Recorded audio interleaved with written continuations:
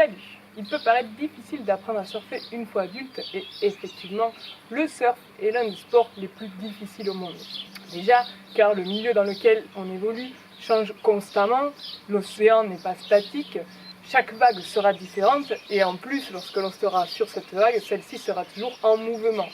Déjà, avant de pouvoir avoir l'occasion d'améliorer notre technique une fois debout sur notre planche, il va falloir y arriver à être debout sur notre planche. Donc il faudra avant tout apprendre à attraper des vagues, c'est-à-dire à lire l'océan, à choisir notre vague, savoir laquelle est la bonne et laquelle ne l'est pas, se placer correctement, puis savoir attraper la vague, ramer avec la bonne vitesse, trouver le bon timing, sachant que chaque vague aura un timing différent. Puis enfin, on aura l'occasion d'essayer de se lever sur notre planche et de la surfer. Donc si là, vous tombez, il faudra tout recommencer avant de pouvoir avoir l'opportunité de surfer notre vague et améliorer notre technique.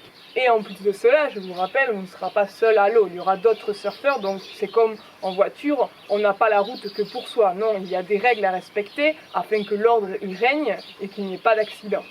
En surf, c'est la même chose, il y aura des règles éthiques à respecter, des règles de sécurité, et tout ça fera partie de l'apprentissage en surf, évidemment. Donc vous voyez, réellement, pour progresser en surf, on aura besoin d'acquérir des connaissances sur plusieurs domaines, pas seulement notre technique. Il ne s'agit pas seulement de se lever sur notre planche, non. Il y aura beaucoup de points différents sur lesquels il faudra travailler en même temps afin de progresser. Donc les connaissances à acquérir en parallèle pour apprendre à surfer seront nombreuses, vous l'avez compris. Il y aura déjà des connaissances sur l'océan, c'est-à-dire les courants, comment marcher les courants, d'où viennent les vagues, pourquoi se forment les vagues, quelle forme auront-elles lorsqu'elles vont casser et quels sont les paramètres qui vont affecter sur cette manière de déferler, etc., etc. Il y aura également des connaissances bien sûr sur la technique de surf en elle-même, donc comment ramer, comment se lever sur notre planche, mais surtout comment le faire de manière plus efficace, plus rapide, comment passer les vagues, comment arriver plus rapidement au line-up, etc., etc. Également des connaissances sur le matériel, oui bien sûr, puisque pour surfer il nous faut bien une planche, un leash, une combinaison ou un maillot de bain, etc., etc. Donc comment choisir tout ça, comment en prendre soin, quelle est la bonne planche pour nous, quels sont les paramètres qui vont affecter notre planche dans l'eau, et donc comment bien choisir ces paramètres en fonction de notre surf. Et enfin, toutes les connaissances essentielles sur les règles dans l'eau, comme je l'ai dit tout à l'heure, mais également les règles de sécurité, car c'est quand même, je rappelle, un sport à risque. Il y a donc pas mal de choses à savoir pour votre propre sécurité comme pour celle des autres.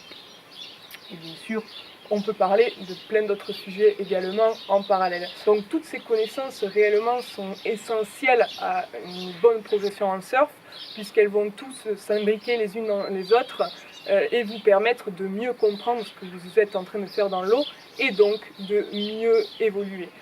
C'était donc mon objectif avec Nansoul de pouvoir vous donner accès à ces informations, à ces connaissances, justement même si on ne peut pas surfer, car on est loin de l'océan, pour diverses raisons, on peut mettre à profit notre temps libre pour améliorer notre surf. Donc vous voyez qu'en surf, il y a beaucoup de choses qu'il faut apprendre dès le début. Donc comment ceci va affecter notre courbe d'apprentissage. Donc dans d'autres sports, comme le snowboard par exemple, le milieu ne va pas changer constamment. Donc c'est-à-dire qu'on va pouvoir essayer des dizaines de fois d'affilée à faire un mouvement jusqu'à ce qu'enfin on y arrive. En surf, ce ne sera bien sûr pas le cas.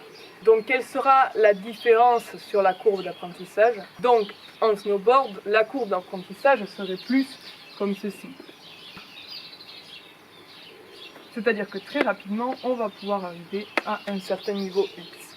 Par exemple, dans le surf, ce ne sera pas le cas car pour pratiquer et pratiquer encore un mouvement, il nous faut attraper et attraper encore des vagues, ce qui prend du temps, surtout au début. Donc en surf, notre courbe d'apprentissage serait plutôt comme ceci.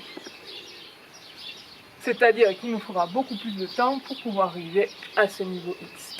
Donc en voyant ça, on peut se dire, ok, c'est impossible de surfer une fois adulte. Si, c'est difficile, certes, mais c'est faisable. J'en suis une preuve vivante d'ailleurs, donc je vous parlerai de mon expérience dans une autre vidéo, c'est pas le thème de cette vidéo, mais je vous garantis que si, c'est tout à fait faisable.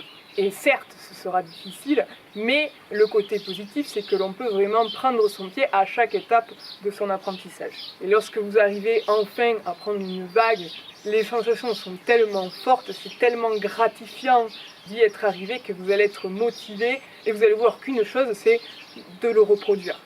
malgré tous les efforts que cela va impliquer. C'est un sport très difficile mais très gratifiant en même temps, et il n'y a rien de plus incroyable que lorsque vous arrivez à atteindre vos objectifs. Donc attention, là aussi, il ne faut pas non plus se mettre des objectifs trop gros.